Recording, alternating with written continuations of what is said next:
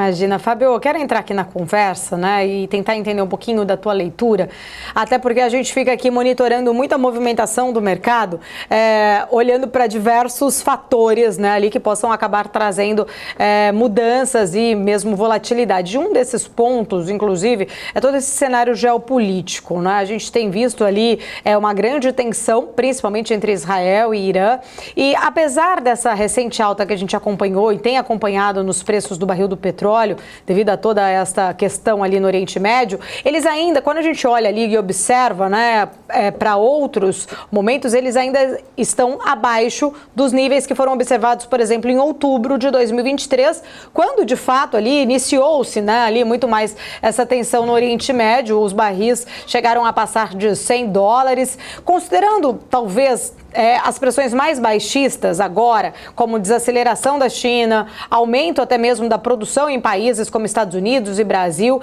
isso poderia estar segurando a pressão mais altista geopolítica? O que você enxerga, Fábio? Até que ponto talvez esses fatores eles possam continuar sendo aí como um amortecedor, vamos dizer assim, do impacto que possa vir a ter, né, um possível impacto caso a gente tenha uma escalada desse conflito lá em Israel e Irã?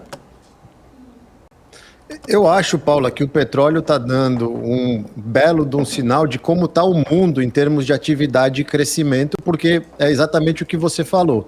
Toda hora que uma faísca acendia daquele lado, o preço do barril disparava. E a gente está vendo essa faísca ficar cada vez mais forte, porque agora está na jogada Irã e Israel, não é mais Israel e o Hezbollah, Israel e o Hamas, é o Irã.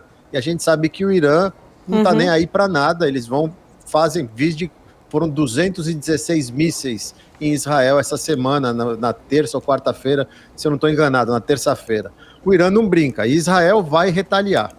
Então, todo mundo espera isso. Segundo a Goldman soltou um relatório ontem falando o seguinte, que enquanto o fornecimento de petróleo na região estiver fluindo e o Estreito de Hormuz, que é onde passa muita coisa e que está no meio desse imbróglio geográfico todo, estiver tranquilo, eles não veem pressão inflacionária no petróleo, porque inclusive o mercado olha para o barril, só acima de $85 começaria a dar dor de barriga no Fed, no Banco Central Europeu e tudo mais.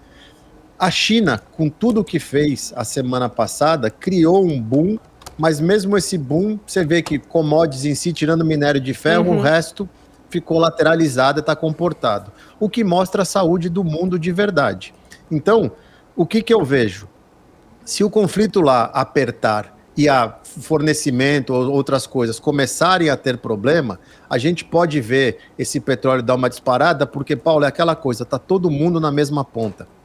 O mercado inteiro está todo mundo no mesmo trade, está leve em commodities, está tomado em tech. Vídeo que a China fez. 3 medidas, um boom, 15% de alta em 2 dias. Por quê? Porque está todo mundo com a porta muito pequena.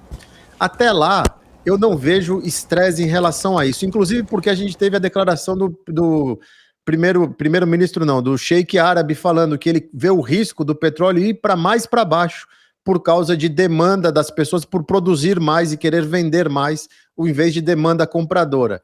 Então, é monitorar o conflito. Se, apesar do conflito, as coisas se mantiverem fluindo, o petróleo não vai dar dor de cabeça, porque como você muito bem pontuou, da última vez bastou um espirro e o preço disparou, e dessa vez a gente teve uma gripe inteira já até agora, e ele está extremamente comportado, negociando muito próximos das mínimas ali.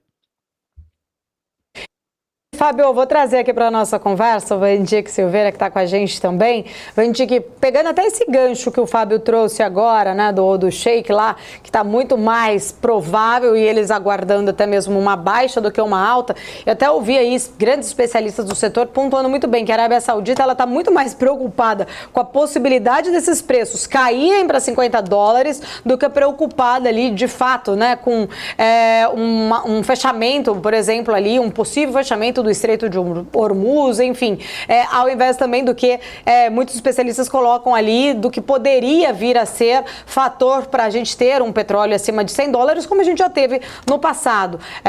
Eu queria entender um pouco da tua leitura, ô Vandick, sua opinião, inclusive, sobre toda essa situação. E aí, de fato, né, a gente está muito mais para ter um petróleo com valor menor do que um risco, até mesmo de uma escalada deste conflito, levar o petróleo para cima? Olá, Fábio, bom dia, prazer estar aqui com você, muito bom ouvir você, tá? A sua análise daí dos Estados Unidos, muito importante para a gente formar esse entendimento da conjuntura. Paula, essa guerra é muito interessante e a minha visão é contraintuitiva, né? Por que eu digo que ela é contraintuitivo, né?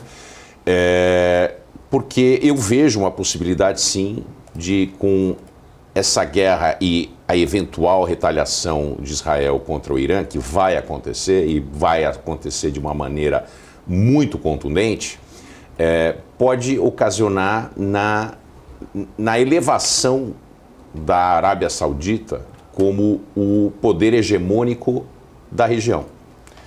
Existe essa briga de comando do Oriente Médio, né, de ser a nação líder da região, entre a Arábia Saudita e entre o Irã. E, de maneira natural, sem que houvesse nenhum tipo de participação dos Estados Unidos, o Irã seria o hegemon natural da região. É uma população muito bem formada, é uma população já teve indústria, é um país que, antes da Revolução Islâmica de 79, era um país ocidental, né? Era um país europeu em todos os sentidos. E a população é extremamente bem educada do ponto de vista de educação formal, tá? Tanto é que tem controle de produção de energia atômica e coisas do gênero. No entanto, com a participação dos Estados Unidos, essa hostilidade entre a República Islâmica e os Estados Unidos, a Arábia Saudita se transformou no aliado americano e, ao se tornar o aliado americano, se transformou no ponto de equilíbrio da região, inclusive do ponto de vista militar, se fazendo mais poderosa do que o Irã, a nação saudita. Pois então, se existe uma relação de normalização de relacionamento entre Israel e a Arábia Saudita, e essa relação ainda tem um eventual ataque de Israel contra as instalações, que eu acredito que vai ser isso que vai ocorrer, as instalações nucleares, vai empurrar o Irã 10, 15 anos para trás na possibilidade de produzir armas nucleares. Isso aconteceu em 82, 86, se não me engano. O Israel bombardeou as centrais com as centrífugas nucleares do Irã. Isso pode acontecer. E, simultaneamente, uma vez que existe tanto descontentamento da população iraniana contra o regime, é muito capaz que o regime venha a cair. Ou que se enfraqueça demais, fazendo com que o grande beneficiário de tudo isso seja a Arábia Saudita, né, tendo uma preponderância muito maior sobre o Irã. E isso, em contrapartida, vai demandar o quê? Obviamente vai haver uma redução de oferta de petróleo por causa desses bombardeios israelenses contra instalações nucleares e petrolíferas. Vai haver uma redução de oferta, mas a Arábia Saudita, se transformando no hegemon local, ela vai provavelmente suprir essa diferença. Porque o acordo tácito, o Irã fora de combate, e fora de combate do ponto de vista de oferta de petróleo, ou redução muito grande da oferta de petróleo, a Arábia Saudita tem que pegar essa conta e passá-la para frente, porque também não seria aceitável que eles tenham uma elevação de status na região, se transformam no hegemon, mas querem entrar num jogo onde vai aumentar muito o preço e causar um problema global. Então, a minha perspectiva é que essa aliança, essa normalização de relacionamentos entre a Arábia Saudita e o Irã faça com que a Arábia Saudita produza e oferte mais petróleo, podendo até cair o valor do petróleo no mercado. Mas primeiro está aumentando alto hoje, 2,5%, vai ter uma subida com uma subsequente queda, dada essa relação entre a Arábia Saudita e Israel. Fábio Fares, quer trazer algum ponto aí nessa conversa, antes da gente até atualizar, porque o petróleo, inclusive, está subindo bastante, o Gabriel vai trazer um panorama já para a gente. Mudou. Não, que saiu aqui agora, enquanto o Van Dijk falava, que o Biden fala demais o velho, né? Falou que ele está discutindo com Israel um ataque às instalações petrolíferas do Irã, e com isso puxaram o petróleo, está quase 5% de alta, porque os Estados Unidos estão dando meio que carta verde para Israel, coisa que ontem à noite era diferente, que o Biden falou.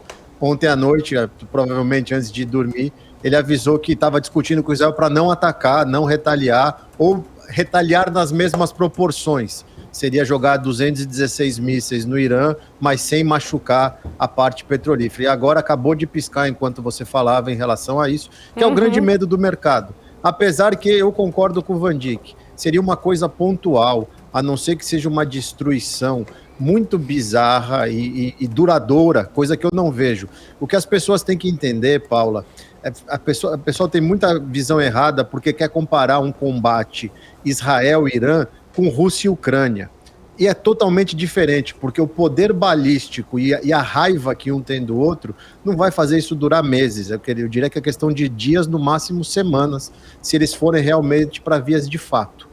Diferente de Rússia e Ucrânia, que já virou uma novela mexicana, né? Aquelas que passavam no canal do Silvio Santos, que não tinham fim, duravam 18 anos cada capítulo. Então, assim, eu acho que se acontecer alguma coisa de escalar, e Israel vai escalar, só que eu acho que o Irã não consegue responder. Uma das coisas que está sendo muito interessante acompanhar no meio geopolítico é que alguns mitos estão caindo. A gente achava que a Rússia era uma grande potência militar, está há 2 anos não consegue conquistar a Ucrânia. A gente achava que Hezbollah, Hamas era extremamente organizado e tudo, e Israel deu um nó em todos eles e desmascarou muita coisa, e provavelmente agora vai liquidar a fatura, porque eu acredito que com tudo que Israel tem feito, ele vai machucar bem o Irã e os seus satélites ali para resolver uma briga de muito tempo. O Irã agora deu motivo para ele fazer o que ele quer, e acho que era isso que estrategicamente Israel queria. Maravilha, Fábio. A gente estava aqui, inclusive, apurando, né? De fato, também tínhamos essa informação, não tinha visto em nenhuma agência ainda internacional, só recebendo, né, aqui de vários grupos essa informação de que Joe Biden estaria discutindo, então, com Israel atingir as instalações de petróleo do Irã. Já você trazendo, então, aqui para a gente, né? Isso trazendo essa movimentação, essa alta para o barril do petróleo. O Gabriel já está me chamando aqui, inclusive, já está com o gráfico aberto para atualizar e mostrar essa alta aqui pra gente. Fala, Gabriel. Negociações de contratos nos Estados Unidos, WTI sobe 4,35%, 73 dólares e 16 centavos, alta bastante expressiva. Tínhamos uma alta já bem forte no comecinho do dia, com mais de 2% de valorização, agora 4,45% para o petróleo Brent, negociado em Londres, 4% de alta, 76 dólares e 86 centavos de dólar. Na minha tela, eu tenho o setor de óleo, gás e biocombustíveis separado do restante dos ativos. Cosan, Raízen, São Martinho e Ultrapar estão ainda em quedas superiores a 2%. Mas o restante do setor, aquele realmente voltado à exploração de petróleo, PetroRio, Petrobras, Recôncavo e Brava 3 sobem com bastante fôlego. PetroRio 1,45% de alta, mesmo com o petróleo subindo 2% no começo do dia. O ativo estava no negativo e agora sobe mais de 1%. Nós temos Petrobras, que estava no negativo, virou para estabilidade mesmo com 2% de alta no petróleo, agora com 4% e aumento nas tensões. Petrobras 0,80% de alta para Petri 4, Petri 3 0,54%. E PetroRecôncavo 0,17% de alta neste momento. Não acompanha o restante dos ativos numa alta um pouco mais forte. Para a Brava 3, nós temos neste momento 1% de alta. Então, todas as principais empresas de exploração de petróleo no mercado brasileiro agora estão no positivo. Não tínhamos nenhum destaque positivo na Bolsa. Agora já temos 5 destaques, os 5 destaques todos do petróleo, todos ligados à exploração de commodity. Paula. Maravilha. Maravilha, Maurílio. Olha, eu tô com o Maurílio aqui, é o Maurílio que sempre faz o giro, hoje especificamente o Gabriel. Eu volto com o Fábio Fares. Fábio, eu tenho aqui só 1 minutinho, 2 minutinhos, rapidinho, só pra gente concluir. Inclusive, tô vendo aqui essa movimentação, bolsa caindo ali. Seria, de fato, a aversão a esse risco aí, buscando, né, investidores buscando mais ativos de proteção?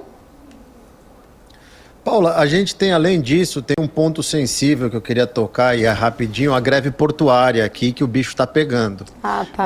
Começou uma greve portuária aqui na costa leste, no Golfo do México, fecharam 14 portos, e isso pode impactar, dependendo, se ficar 10 dias fechado, isso vai ter um impacto de 0,2 no PIB do próximo trimestre.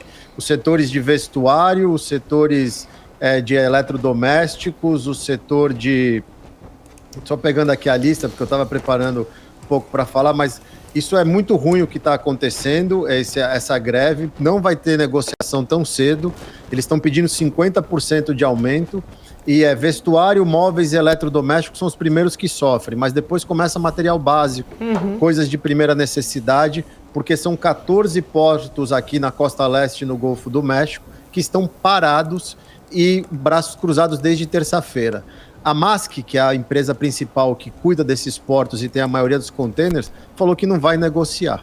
Então, assim, a coisa pode ficar feia e o mercado estava ignorando um pouco isso no final do mês passado e eles realmente foram à tona e cumpriram e cruzaram os braços. Então, também tem que ficar de olho nisso porque isso está fazendo preço no mercado hoje. Exato. Bem lembrado, né? Afinal, é a maior greve portuária, aí, acho que dos últimos 50 anos nos Estados Unidos. Isso. Fábio Fares, muito obrigada. Sempre um prazer falar contigo. Boa semana. Até semana que vem. Obrigado, Paula. Obrigado, pessoal. Uma excelente semana para vocês e a gente se fala na quinta-feira.